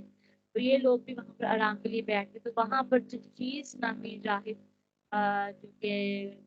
خیرہ کے نام سے مشہور تھا، بڑا متقی پرہیزگار تھا، پرانی کتابوں کا وہ عالم تھا، اس کی نگاہ جو ہے وہ درخت کی طرف جاتے قافلے پر پڑی، تو اس نے دیکھا کہ قافلے میں ایک بچہ جس پہ بادل نے سایہ کیا ہوا ہے، تو درخت کے پاس پہنچ کے جب لوگ سواری سے اترنے لگے تو بچہ بھی اتر کر بیٹھ گیا، اس کے بیٹھتے ہی بادل پہ ٹکڑا تو درخت اوپر جا کے ٹھہر گیا اور درخت کی ٹہنیاں جو ہیں وہ ٹوٹ گئی، تو یہ اس نے ڈسائڈ کیا یہ دین تو علامات سے اور ان کی دعوت کرتے ہیں، سب نے دعوت جب کی وہ سب کھانا کھانے کے لیے آ گئے اور رسول اللہ صلی اللہ علیہ وسلم کو سامان کے پاس چھوڑا ہے، اور لوگوں نے بھی بڑی حیرت سے پوچھا کہ بھئی آپ کئی دفعہ یہاں پہ لیکن آپ نے کبھی ہماری دعوت کی آج کے بعد ہے، تو ان کا بھائی ویسے ہی بس میں نہیں ہے، تو خیر پھر پوچھا کہ بھائی میں نے جس کے لیے سبزی کی دعوت کی ہے وہ تو آیا نہیں ہے، تو وہ حیرت سے پوچھنے لگے سب آ گئے ہیں کہاں سب آ گئے ہیں، قابل ذکر پیچھے ملا بس 10 12 سال کا لڑکا اس کا مسلمان تھے، ابھی ان کو بھی بلا لیا، تو جب کھانا کھا لیا تو اس کے بعد لوگ ادھر ادھر ہو گئے، تو راہب آپ سے مخاطب ہو کے وہ پوچھنے لگا کہ بیٹا تجھے لات اور عزا کیسے، آپ نے کہا میرے سامنے لات عزا کا نام نہ لیں، تو اللہ کی قسم مجھے کسی چیز سے اتنی نفرت نہیں جتنی ان دیویوں سے مجھے ہے، تو پھر راہب نے کہا اچھا تمہیں اللہ کی قسم جو میں پوچھوں مجھے سچ سچ بتاؤ، تو اس نے آپ نے فرمایا اچھا پوچھیں کیا پوچھنا ہے، تو راہب نے آپ سے سوالات کیے اور آپ کے جوابات سے مطمئن ہو گیا اور آپ کی پشت پر اس نے مہر نبوت دیکھی، تو پھر عبد المطلب سے ابو طالب سے پوچھنے لگے یہ بچہ آپ کا ہے، اس کا بیٹا ہے میرا، ابو طالب نے کہا نے جواب دیا، جب راہب نے کہا نہیں کہ آپ کا بیٹا نہیں ہے، اس کے باپ زندہ ہو ہی نہیں سکتا، تو ٹھیک ہے یہ میرا بھتیجا ہے، اس کے بعد پوچھا کہ باپ کی وفات کو کتنا عرصہ گزرا ہے، کہا یہ والد تو تبھی انتقال کر گئے تھے جب ابھی رحم مادر میں آپ تھے، تو کہا اس کی ماں موجود ہے، کہا نہیں وہ بھی چند سال پہلے انتقال کر گئی ہیں، یہ ساری باتیں کہنے کے بعد راہب نے کہا کہ اسے یہودیوں سے بچا کے رکھیے کیونکہ یہودی حاسد ہیں، ان کو اگر یہ سب پتہ چل گیا تو وہ نقصان پہنچانے کی کوشش کریں گے، تو ایسا ہی ہوا، ابو طالب نے پھر وہیں پر ہی اپنا سامان فروخت کیا اور جلدی سے واپس چلے گئے۔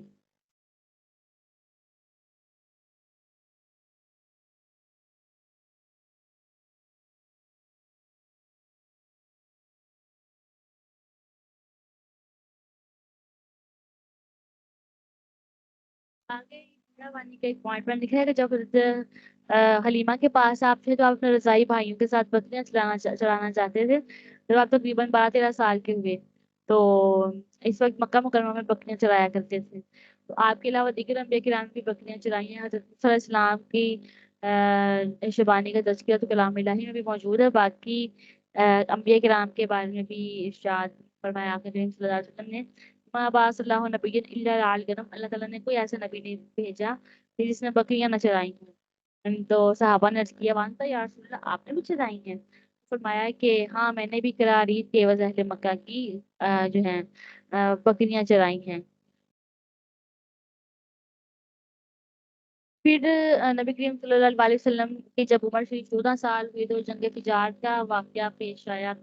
قریش اور کیس کے درمیان مارکا ہوا تھا، 4 یا 6 دن تک بڑی زور و شور سے لڑائی ہوئی تھی، پھر اتبا کی کوششوں سے صلح ہوئی تھی، جنگ کا خاتمہ ہوا تھا، چونکہ اس مارکے میں حضور صلی اللہ علیہ وسلم کے چچا زبیر بن ہاشم کے آپ علم بردار تھے اور زبیر کے دیگر کئی بھائی بھی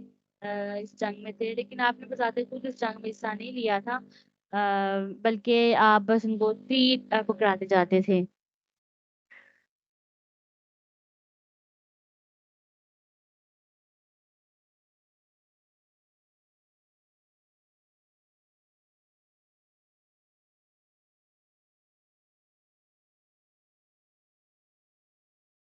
اور تو آج بات یہ ہے کہ جب نبی کریم صلی اللہ علیہ وسلم میدان میں تشریف لاتے تو قریش گالی پانے لگتے، اور جب آپ تشریف لے جاتے تو فریق مخالف کا دباؤ بڑھ جاتا، یہ صورتحال دیکھ کر سب نے کہا کہ لا تغیبن، آپ ہمیں چھوڑ کے نہ جائیں، ख्वाहिश के मुताबिक आप वहीं खड़े रही यहाँ तक कि सुलह हो गई। फिर जंग फिजार के बाद जब मामलात मामूल पर आ गए, बैत कबीला के सरदार सामान लेकर आए और मक्का मुकरमा के एक नहायत बासर और ताकतवर सरदार आस बिन वाइल के हाथ फरोख्त किया। आस ने सामान तो ले लिया, लेकिन कीमत अदा करने के टाइम पर गया। तो जुबैती जो था वो बेयारो मददगार आदमी था। बेचारे ने तमाम अफराद को अपना दुखड़ा सुनाया, आस की। लेकिन आस के मुकाबले में किसी ने भी उसकी रहनुमाई उसकी मदद नहीं की। तो वो जब अबू कुबैस पर चढ़कर चीखने लगा, या आला फहर ली मजलूमिन बिदाअतुहु बिबत्नि मक्का तना इदार वन नफरी। या खानदान फहर तुम्हें एक मजलूम मदद के लिए पुकार रहा है। फहर ये कुरैश के जद्दे अमजद हैं, जिनकी वजह से इनको मैंने बताया था कि कुरैश कहा जाता है, इसका लक़ब कुरैश था। तो उसने कहा कि तुम्हें एक मजलूम मदद के लिए पुकार रहा है, जिसका साजो सामान मक्का में छीन लिया गया है, जिसका घर और गुरो यहाँ से दूर है। तो जब ये सदा सहने हरम में पहुंची तो नबी करीम सल्लल्लाहु अलैहि वसल्लम के चचा जुबैर उसी वक्त खड़े हुए, और बनु हाशिम, बनु जहरा और बनु असद कबाइल के मुतअद्दिद अफराद भी उनके साथ हुए। और ये लोग अब्दुल्ला बिन जदान के घर के कसम उठाकर कहा कि आइंदा हम सब मिलकर तो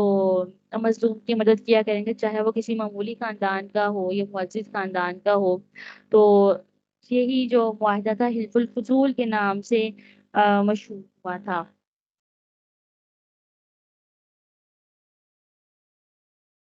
माहिदे का नाम हिल्फुल फजूल इसलिए पड़ा था कि इसमें ये अल्फाज शामिल थे, तुरद्दुल फजूलु अला अहलिहा, कि फाजिल चीज़ें उनको लौटाई जाएंगी जो कि इसके मुस्तहिक हैं। तो इस अहद के सब शुरका एक के बाद एक उस दुनिया से रुखसत हो गए, लेकिन ये हलफ मुद्दतों तक उस मजलूम की मदद की अलामत बना रहा था। जब कोई बंदा हर तरफ से नाउमीद हो जाता तो वो हल्फुल फजूल के नाम की दुहाई देता था, तो इसी वक्त उसकी हिमायत और मदद की जाती थी।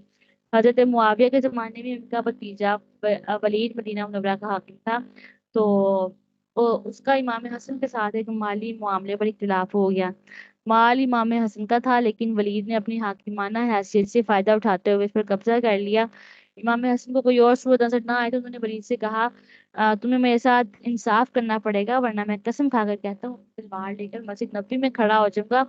और हल्फुल फजूल के नाम पर लोगों को इमदाद के लिए पुकारूंगा। तो वलीद की महफिल में इस वक्त अब्दुल्ला बिन जुबैर भी मौजूद थे। उन्होंने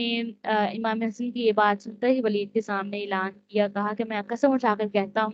कि अगर हसन ने हल्फुल फजूल के नाम पर आवाज दी तो हम अपनी तलवार लेकर इनकी हिमायत करेंगे, फिर या तो इनके साथ इंसाफ होगा, ये सब लड़ते लड़ते अपनी जान दे देंगे। तो अब्दुल्ला बिन जुबैर के अलावा भी जिसने ये बात सुनी, उन्होंने ऐसे जिस बात का इजहार किया, तो आखिरकार वलीद ने उनको वो हक लुटा दिया। तो जब ये अहद पैमान के बाद उठ के सारे ऐस के पास गए, मालूम बता दो उसने हथियार लिया था, इससे लेकर जुबैदी के हवाले कर दिया। तो इतने मुअज़्ज़िज़ लोगों के सामने आस को बोलने की जरा सी भी जरूरत नहीं हुई। फिर जब नबी करीम सल्लल्लाहु अलैहि वसल्लम की उम्र थी 25 साल हुई, तो आपने शाम का दूसरा सफर इख्तियार किया। तो अबू तालिब वैसे तो तंदुरुस्त ही थे, लेकिन तीनों हाथ में तंग था। तो आपने कहा कि भतीजे मैं तंदुरुस्त आदमी हूँ, खुसूसन ये दौर मुश्किल है, मुसलसल कई सालों से मेरी माली हालत जो है परेशान कुन है। तो आपकी कौम के कुछ लोग तजारत के लिए जा रहे हैं। खदीजा बिनते खुवाइलिद का मामूल है कि जब काफिला रवाना होता है वो भी किसी न किसी आदमी को तजारती सामान देकर भेजती हैं। अगर आप आमादा हों तो इसकी बात की जाए, तो वो आपको भेजना पसंद करें। तो आपने कहा कि अगरचे मुझे आपके शाम पे से डर लगता है कि कहीं आपको नुकसान ना पहुंचे, लेकिन हो सकता है वो खुद इस सिलसिले में रास्ता कर करें। तो फिर हजरत खदीजा ने आपको नबी करीम सल्लल्लाहु अलैहि वसल्लम के हाथ अपना सामान भेजा था, और साथ अपना गुलाम मैसरा भी कर दिया, ताकि किसी किस्म की तकलीफ ना हो। और सफर के दौरान जो ऊँट जो हजरत खदीजा ने ही दिए थे कि ये इन पर चले जाएं, तो वो सुस्त हो गए। तो इस वक्त मैसरा ने कहा कि ऊँट ऐसे थक गए हैं। तो नबी करीम सल्लल्लाहु अलैहि वसल्लम ने सुस्त होने वाले ऊँटों की टांगों पर अपना इस्तकबाल किया, तो उनकी सुस्ती फौरन से गायब होगी। फिर वहां पर नसरानी राहिब नस्तूरा से मुलाकात हुई, उसके गिरजे के पास पड़ाव किया। تو نبی کریم صلی اللہ علیہ وسلم درخت کے نیچے جا بیٹھے، نسطورہ نے آپ کو وہاں بیٹھے دیکھا تو میسرہ کو بلایا، تو میسرہ اس راستے پر نسطورہ کو وہ جانتا تھا۔ میسرہ اس کے پاس گیا تو اس نے پوچھا کہ وہ درخت کے نیچے کون بیٹھے ہیں؟ کہا خاندان قریش کے بندے ہیں، کوئی فرد ہے؟ میسرہ نے بتایا کہ، تو اس نے پوچھا کہ ان کی آنکھوں میں سرخی ہے؟ اس نے کہا ہاں ہمیشہ رہتی ہے۔ جب بلا شبہ یہ وہی آخر الانبیاء، ہمیں عیسیٰ علیہ السلام نے بتا رکھا ہے کہ ایک دن وہ اس درخت کے نیچے آ کر بیٹھیں گے، کاش میں اس وقت تک زندہ رہوں جب یہ نبوت سے سرفراز ہوں۔ پھر نسطورہ آپ کے پاس آیا، قدم بوسی کی اور مہر نبوت کو پوچھا، وجوما اور گواہی دی کہ اشہد انک رسول اللہ نبی تبھی بشرا بی عیسیٰ، میں گواہی دیتا ہوں کہ آپ اللہ کے رسول ہیں، وہ نبی امی ہے جس کی بشارت عیسیٰ علیہ السلام دے کر گئے ہیں۔ تو آپ نے بصرہ کے بازار میں سامان تجارت کو فروغ دیا اور بہت زیادہ منافع، اور معاشرہ بھی حیران رہ گیا کہ میں کسی دفعہ ہم نے آپ کے لیے حضرت خدیجہ کے لیے سامان بیچا ہے لیکن کبھی بھی اتنا منافع ہمیں نہیں ہوا۔ جب واپس گئے تو معاشرہ نے حیرت انگیز واقعات حضرت خدیجہ کو بتائے، اور پھر اسی دوران آپ کی اس شادی حضرت خدیجہ سے ہوئی جس کے بارے میں ہم آگے چل کے بات کریں گے۔ پھر جب نبی کریم صلی اللہ علیہ وسلم 35 برس کے ہوئے تو قریش نے کعبۃ اللہ کی تعمیر نو کا ارادہ کیا۔ ہوا یہ کہ ایک عورت کعبہ کو خوشبودار دھونے دے رہی تھی کہ اچانک ایک چنگاری بھڑکی اور اس کو بجھاتے بجھاتے بڑا نقصان ہو گیا۔ تو اس وقت ایک بار یہ بھی ہوا کہ وہ پانی ٹوٹ گیا جو مکہ مکرمہ کو سیلابی ریلے سے بچانے کے لیے بنایا گیا تھا، اور سہن حرم میں پانی بھر گیا جس کی وجہ سے دیوار میں شتان پڑ گئے تھے۔ تو اس وقت کعبہ کی چھت بھی نہیں تھی، صرف چار دیواری تھی، اور قریش چاہتے تھے کہ اس پر چھت بھی ڈالی جائے۔ تو اس بنا پر کعبہ کی دوبارہ تعمیر کرنے کا ارادہ کیا گیا۔ تو انہی دنوں بحری جہاز سے ساحل جدہ کے ساحل سے آ کر طوفان میں ٹوٹ گیا، اس کا سارا ملبہ ساحل کے ساتھ آ گیا۔ تو قریش نے اس موقع کو غنیمت جانا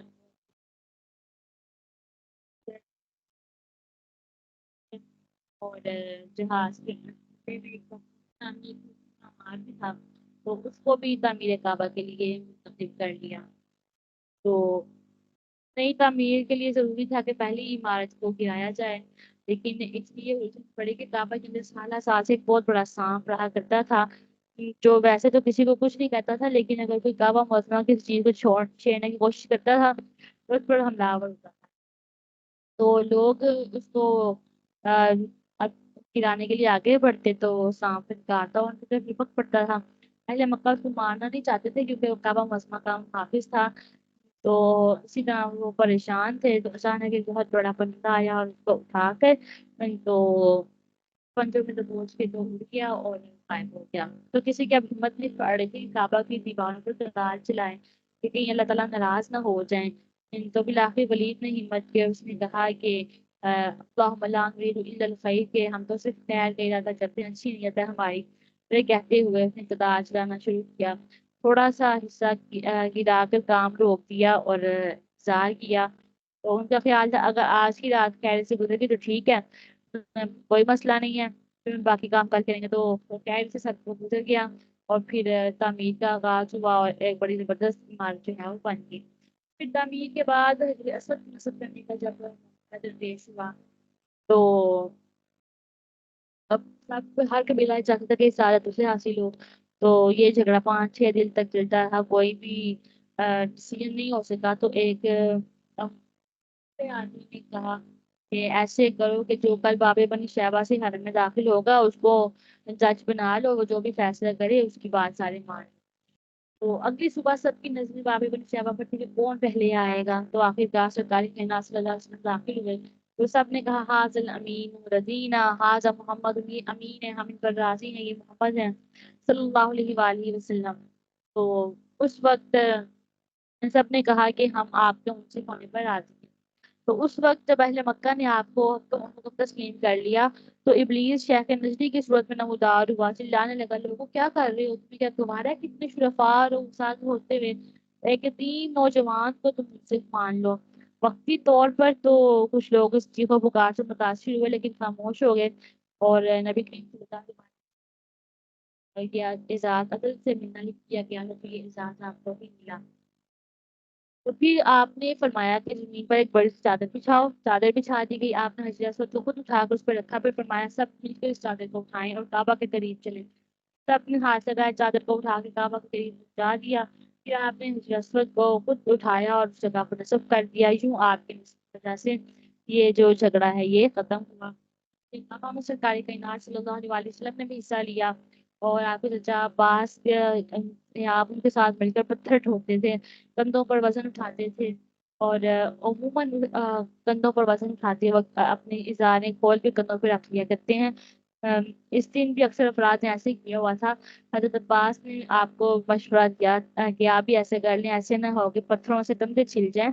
آپ نے ان کے مشورے پر عمل تو کیا، لیکن اس طرح غالباً قمیض چھوٹا ہونے کی وجہ سے آپ کے گھٹنے یا ان کے کچھ حصے ظاہر ہونے لگے، تو اللہ تعالیٰ کو کبھی گوارا ہو سکتا تھا۔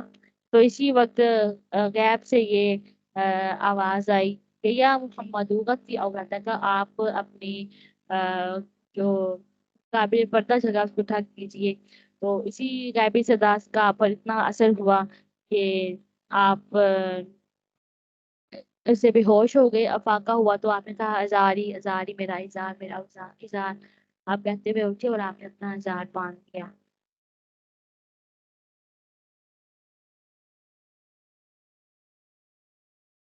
آپ کے جسم کا جو حصہ آ، نظر آ رہا تھا جو کہ بے پردہ ہوا تھا، وہ آ، اتنا تھا کہ ناف سے گھٹنوں تک کا جو باقی حصہ تھا وہ تھا۔ ایک ہوتے ہیں عورت غلیظہ اور ایک ہے عورت خفیفہ۔ عورت غلیظہ شرمگاہ کو کہتے ہیں، اور عورت خفیفہ جو ناف سے گھٹنوں تک کے باقی حصہ ہوتا ہے نا، شرمگاہ کے علاوہ اس کو کہا جاتا ہے۔ تو وہ حصہ بڑھنا ہوا تھا، شرمگاہ بھی ایسے بڑھنا نہیں تھی۔ تو آج ہم یہاں تک ہی اپنے لیکچر کو ختم کریں گے۔ یقیناً آپ سب کو سن کر بہت لطف آیا ہوگا۔ اب کل انشاءاللہ ہم اپنے موضوع کو آگے بڑھائیں گے۔ اللہ تعالیٰ ہماری اس بارش کو اپنی بارگاہ میں قبول فرمائے۔ وآخر دعوانا الحمد للہ رب العالمین۔ السلام علیکم ورحمۃ اللہ وبرکاتہ۔